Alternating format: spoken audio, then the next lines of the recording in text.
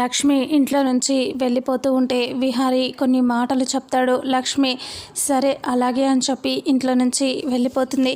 పండు చాలా బాధగా లక్ష్మి వెళ్ళిపోవటం చూసి బాధపడుతూ ఉంటాడు. విహారి అలాగే పండు ఇద్దరు ఇంట్లోకి వెళ్ళిపోతారు. లక్ష్మి బయటికి వెళ్ళిపోతుంది. సహస్ర టెన్షన్ పడుతూ ఇలా అనుకుంటుంది, నో తను వెళ్ళటానికి వీల్లేదు, ఇప్పుడు కానీ వెళ్ళిపోయింది అంటే బావ అది ఇద్దరు బయటికి వెళ్ళాక ఒక్కటవుతారు, అప్పుడు నేనే వేరైపోతాను అని అనుకుంటూ వెంటనే వెళ్ళి లక్ష్మిని ఆపాలి అని బయటికి పరిగెత్తుకొని వస్తుంది. వచ్చేసరికి లక్ష్మి కనిపించదు. లక్ష్మి కోసం ఫాస్ట్గా పరిగెత్తుకొని వెళ్ళిపోతూ ఉంటుంది. లక్ష్మి కోసం సహస్ర. ఆ తర్వాత ఇంట్లో యమున బాధపడుతూ ఉంటే ఇంకా పద్మాక్షి, అంబిక అందరూ కూడా యమునని తిట్టేస్తూ ఉంటారు.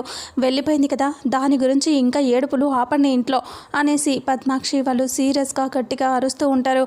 ఆ తర్వాత బయట మీడియా వాళ్ళు వస్తారు. అంబిక బయటికి వస్తుంది.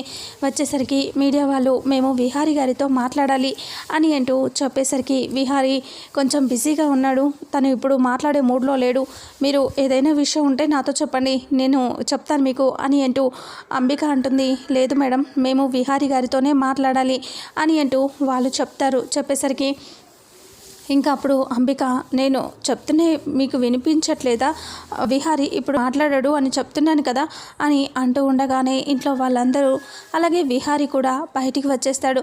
అందరితో పాటు విహారీ వచ్చి నిలబడతాడు. ఇంకా విహారీ లక్ష్మి వెళ్ళిపోయినందుకు చాలా డల్గా బాధగా నిలబడి చూస్తూ ఉంటాడు. అంతలో మీడియా వాళ్ళు ఇలా అంటూ ఉంటారు, సార్ మీరు పెట్టిన కొత్తగా వీ క్రాఫ్ట్ బ్రాండ్ గురించి చెప్పండి సార్, మీరు చాలా సక్సెస్ అయ్యారు కదా అందులో అని అంటూ మాట్లాడుతూ ఉంటే అవును అందులో సక్సెస్ అయ్యాం అని అంటూ విహారీ చెప్తే ఇప్పుడు మీకు ఎలా ఉంది సార్ అందులో సక్సెస్ అయినందుకు అంటే నేను చాలా ఆనందంగా ఉన్నాను అని డల్గా చెప్తూ ఉంటాడు. విహారీ ఫేస్ డల్గా పెట్టుకొని ఇంకా అప్పుడే అవును sir me we craft brand గురించి మాకు కొంచెం ఎక్స్ప్లెయిన్ చేస్తారా సార్ అని అంటూ చెప్పగానే అసలు వీ క్రాఫ్ట్ బ్రాండ్ అనేది చాలా గొప్పగా ఆలోచనతో కూడుకున్నది, అంతేకాదు అది చాలా మేము ఎన్నో అనుకున్నాం దానికోసం అని అంటూ విహారీ చెప్తాడు. అయితే ఇంకా మీరు ఎక్స్ప్లెనేషన్ కరెక్ట్గా చేయండి సార్ అంటే అసలు ఈ ఐడియా నాది కాదు అంటే మరి ఇంకెవరు సార్, ఇంత గొప్ప ఐడియా చేసింది ఎవరు సార్ అని అంటూ మీడియా వాళ్ళు అడుగుతూ ఉంటే అది తను ఇక్కడ లేదు అని చెప్పబోతూ ఉంటాడు. అప్పుడే సడన్గా అటువైపు చూస్తే సహస్ర లక్ష్మి చెయ్యి పట్టుకొని లోపలికి తీసుకొని వస్తూ ఉంటుంది. సడన్గా అది చూసి విహారీ చాలా హ్యాపీగా ఫీల్ అవుతాడు. వెంటనే అక్కి వెళ్తాడు. ఇంకా అందరూ అటువైపు తిరిగి చూస్తూ పద్మాక్షి, అంబిక వాళ్ళందరూ కూడా షాకింగ్గా చూస్తూ ఉంటారు. ఏంటిది తన్ని వెంట పెట్టుకొని తీసుకొస్తుంది అన్నట్టుగా. ఇక అప్పుడే లక్ష్మిని తీసుకొని సహస్ర ఇంట్లోకి వచ్చేస్తూ ఉంటుంది. అప్పుడే విహారీ ఎదురుగా వెళ్తాడు. సహస్ర లక్ష్మి అక్కడే ఆగిపోయి చూస్తూ ఉంటారు. సహస్ర లక్ష్మి చెయ్యి పట్టుకొని ఉంటుంది కదా, అప్పుడే లక్ష్మి చెయ్యి సహస్రాన్ని వదిలించేసి లక్ష్మి చెయ్యి పట్టుకొని విహారీ చాలా సంతోషంగా రా అని చెప్పి లోపలికి తీసుకొని వచ్చేస్తూ ఉంటాడు. వాళ్ళు అలా సంతోషంగా వస్తూ ఉండటం చూసి ఒక్కసారిగా సహస్ర షాక్ అవుతుంది. ఇంకా తన చెయ్యి వదిలేసి మరి లక్ష్మి చెయ్యిని పట్టుకొని వస్తాడు కదా విహారీ, అది చూసి కోపంగా చూస్తూ ఉంటుంది సహస్ర. లక్ష్మిని తీసుకొచ్చి విహారీ మీడియా ముందు నిలబెడతాడు. వీక్రాట్ బ్రాండ్ గురించి ఇందాక అడిగారు కదా, దాని గురించి అసలైన వ్యక్తి తినే లక్ష్మి వల్లే ఆ వీ క్రాఫ్ట్ అనేది సక్సెస్ అయింది, ఆ బ్రాండ్ అనేది తన వల్లే వచ్చింది ఆ మంచి పేరు అని అంటూ చెప్తే ఇంకా అప్పుడే కంగ్రాచులేషన్స్ మేడం అంటే థ్యాంక్ యూ ఆల్ అని చెప్పి ఇంకా లక్ష్మి మాట్లాడుతుంది. ఇంకా అప్పుడు లక్ష్మిని మీరు చెప్పండి మేడం దాని గురించి అంటే లక్ష్మి చాలా బాగా ఎక్స్ప్లెయిన్ చేస్తూ ఉంటుంది. అయితే ఇది మీకు గవర్నమెంట్ 10 ఎకరాల స్థలం కూడా ఇచ్చారు కదా మేడం అంటే అవును, ఇక ముందు మేము చాలామంది వేల మందికి అక్కడ ఉపాధి కల్పించబోతున్నాం అని అంటూ లక్ష్మి చాలా చక్కగా మాట్లాడుతూ ఉంటుంది. లక్ష్మికి అంత ఇంపార్టెన్స్ ఇస్తూ విహారీ లక్ష్మి పక్కనుంటే ఎంతో సంతోషంగా ఉండటం చూస్తూ సహస్ర కోపంగా చూస్తూ ఉంటుంది. అంబిక, పద్మాక్షి వాళ్ళందరూ కూడా చాలా కోపంగా చూస్తూ ఉంటారు. అప్పుడే విహారీ చాలా నవ్వుతూ హ్యాపీగా కంగ్రాచులేషన్స్ మేడం, కంగ్రాచులేషన్స్ సార్, మీరు ఇద్దరు ఇలాగే సక్సెస్ అవ్వాలి అని మీడియా వాళ్ళు చెప్పి వెళ్ళిపోతారు. ఇంకా వాళ్ళు వెళ్ళిపోగానే లక్ష్మి, విహారీ ఇద్దరు నవ్వుకుంటూ ఒకరినొకరు చూసుకుంటూ ఉంటే ఇంట్లోకి మిగతా వాళ్ళంతా కోపంగా వెళ్ళిపోతారు. సహస్ర అక్కడికి వచ్చేస్తుంది. ఇంకా వాళ్ళిద్దరిని అలాగే చూస్తూ ఉంటుంది. వాళ్ళందరూ కూడా లోపలికి వెళ్ళిపోతారు. లోపలికి వెళ్ళగానే సహస్రలక్ష్మి ఇద్దరు లోపలికి వెళ్తూ ఉంటే పద్మాక్షి అంబిక అక్కడే ఎందుకు నువ్వు మళ్ళీ పో ఇంట్లో నుంచి అని అంటంతో అప్పుడే లక్ష్మి అలా చూస్తూ ఇంకా అది అమ్మ నేను కావాలని రాలేదు, సహస్రమే నన్ను తీసుకొచ్చింది అని అంటూ ఉంటే ఆపవే నీ నాటకాలు, అదెందుకు తీసుకొస్తుందే, నువ్వే వచ్చావు పో ఇంట్లో నుంచి, ఎంత తిట్టినా పోవా నువ్వు అని తిడుతూ ఉంటే ఇంకా అప్పుడే యమున అందరూ అక్కడికి వచ్చేస్తారు. ఇక అప్పుడు సహస్ర అంటుంది అమ్మ తనని ఉండనివ్వండి అని అంటే ఏంటే ఉండనిచ్చేది, నీకేమైనా పిచ్చి పట్టిందా అని అంటూ ఉంటే అది కాదమ్మా తనని నేనే తీసుకొచ్చాను అని సహస్ర అంటుంది. ఇక విహారి కూడా వచ్చేస్తాడు. అప్పుడు అంబిక ఇలా అనుకుంటుంది మొన్న దెబ్బ తగిలినప్పుడు దీని బ్రెయిన్కి ఏమైనా ప్రాబ్లం అయిందేమో అని అనుకుంటూ ఉంటుంది. ఇక అప్పుడు పద్మాక్షి కోపంగా దాన్ని ఇంట్లో నుంచి పంపిస్తే నేనే నీ కాపురం చక్కబడుతుంది అంటే ఇంకా అప్పుడు సహస్ర మనసులో అనుకుంటుంది దాన్ని ఇంట్లో నుంచి పంపించేస్తే నా కాపురం ఎలా చక్కబడుతుంది, అసలు దాని కాపురం కదా చక్కబడుతుంది, అప్పుడు బావ దాంతో సంతోషంగా ఉంటే నేను అది ఒరిజినల్ భార్య అయితే నేను డమ్మీ భార్యని అవుతాను, అందుకనే మీకు అసలు విషయం నేను చెప్పలేను, మీరేమో నన్ను దాన్ని పంపించేదాకా వదలకుండా పట్టుకొని కూర్చున్నారు అని మనసులో అనుకుంటుంది.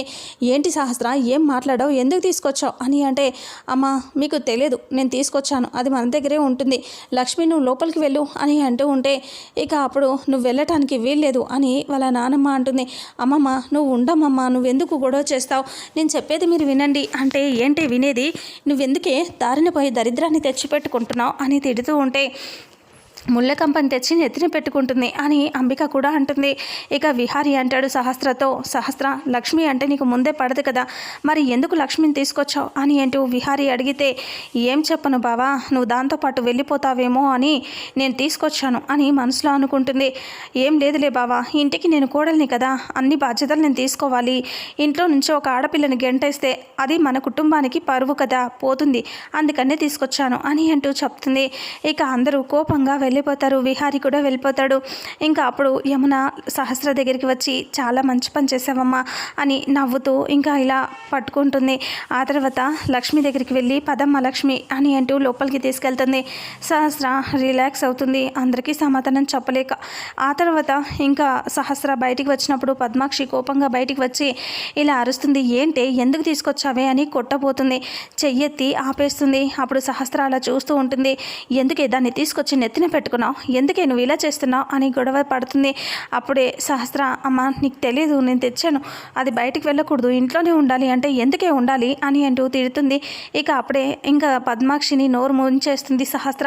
అప్పుడు పద్మాక్షి వెళ్ళిపోతుంది. ఇంకా అంబిక అంటుంది మీ అమ్మ కొట్టడానికి చెయ్యెత్తి ఆగిపోయింది, నేనైతే కొట్టాలనుంది నేను అని అంటూ అంబిక అంటుంది పిన్ని మీకు నా బాధని చెప్పుకోలేను అని అనుకుని పిన్ని అది కాదు, అది ఇంట్లోనే ఉంటే దాన్ని ఇక్కడే తొక్కి పెట్టచ్చు, బయటికి వెళ్తే దాని మీద మన పగ ఎలా తీర్చుకుంటాను చెప్పు, అందుకే ఇక్కడికి ఉంచాను నేను అని అంటూ మాట్లాడుకుంటారు. ఇంకా అప్పుడు అంబిక వెళ్ళిపోతుంది. సహస్ర సీరియస్గా ఆలోచిస్తుంది.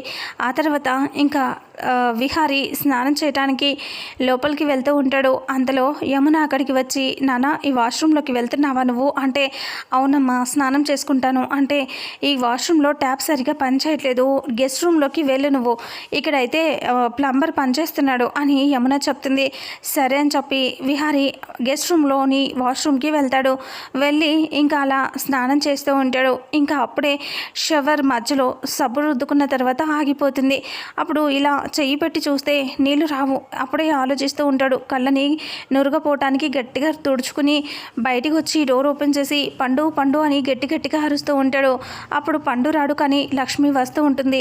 లక్ష్మి ఆ శబ్దం విని విహారి దగ్గరికి వచ్చి చూసి ఇంక ఇటుపక్క తిరిగి నిలబడి ఏంటి విహారి గారు ఎందుకు పిలిచారు అని అడిగితే అప్పుడు విహారి ఇలా అంటాడు, అది ఎందుకు పిలిచానంటే లక్ష్మి నా దగ్గర షవర్లో వాటర్ రావట్లేదు, ఏమైందో ఏంటో పైన ఏమైనా ఆఫ్ చేశారేమో ఒకసారి చూడవా అంటే సరే అని లక్ష్మి వెళ్ళి చూసొస్తుంది. ఇంకా ఆన్ చేసి వస్తుంది. అప్పుడు లక్ష్మి మళ్ళీ వచ్చి విహారి గారు ఒకసారి డోర్ ఓపెన్ చేసి చూడండి నీళ్ళు వస్తున్నాయా అంటే అప్పుడు విహారి సరే అని చెప్పి చెక్ చేస్తూ ఉంటాడు. అప్పుడే లక్ష్మి లోపలికి ఇలా లక్ష్మిని లోపలికి అనుకోకుండా లోపలికి వచ్చేస్తుంది. లక్ష్మి ఇలా కింద పడబోతుంది. అప్పుడే లక్ష్మిని పట్టుకుంటాడు. అంటే లక్ష్మి వచ్చి ట్యాప్ ఆన్ చేస్తుంది. అప్పుడు కింద పడబోతే లక్ష్మిని పట్టుకుంటాడు. విహారీ. ఇద్దరు ఒకరినొకరు అలాగే చూసుకుంటూ ఉంటారు. ఆ తర్వాత ఫస్ట్లో నీళ్ళు రావు, మళ్ళీ లక్ష్మి లేచి వెళ్ళపోయి మళ్ళీ కింద పడపోతే విహారీ పట్టుకుంటాడు. ఇద్దరు ప్రేమగా చూసుకుంటూ ఉంటారు. ఆ తర్వాత అప్పుడే షవర్ ఆన్ అవుతుంది. నీళ్లు వస్తూ ఉంటాయి. ఇద్దరు తడిచిపోతూ ఉంటారు. అది చూసి ఇంకా లక్ష్మి అలాగే చూస్తూ ఉంటుంది. విహారీ లక్ష్మి ఇద్దరు చాలాసేపు అలాగే షవర్ కిందనే ఉంటారు. అలాగే పట్టుకొని చూసుకుంటూ ఉంటారు. ఆ తర్వాత లక్ష్మి ఇంకా విహార్ నుంచి తప్పించుకొని ఇంకా బయటికి వెళ్ళిపోతూ ఉంటుంది. అప్పుడు చారుకేశవ పైనుంచి చూస్తాడు లక్ష్మిని. లక్ష్మి తడిచిపోయి వెళ్ళిపోతుంది ఏంటి, ఈ అమ్మాయి ఎప్పుడేం చేస్తుందో తనకే తెలియదు అని అనుకుంటూ ఇంకా అలా సడన్గా అటువైపు చూసి మళ్ళీ ఇటువైపు చూసేసరికి అదే వాష్రూమ్లో నుంచి విహారీ తల తుడుచుకుంటూ బయటికి వస్తూ ఉండటం గమనిస్తాడు. అది చూసి ఒక్కసారిగా చారుకేశవ షాక్ అవుతాడు. అసలు ఏం జరుగుతుంది ఇంట్లో? ఇందాకేమో లక్ష్మి తడి బట్టలతో వెళ్ళింది, అదే వాష్రూమ్లో నుంచి వెనకాలే విహారీ వచ్చాడు. ఏదో జరుగుతుంది, వీళ్ళిద్దరి మీద ఒక కన్నేసి ఉంచాలి అని చారుకేశవ అనుకుంటాడు. ఆ తర్వాత సహస్రకి డాక్టర్ ఫోన్ చేసి మాట్లాడుతూ ఉంటుంది. అప్పుడు మాట్లాడిన మాటలన్నీ ఇక్కడ విహారీ వినడు. చివర్లో మాట్లాడతాడు.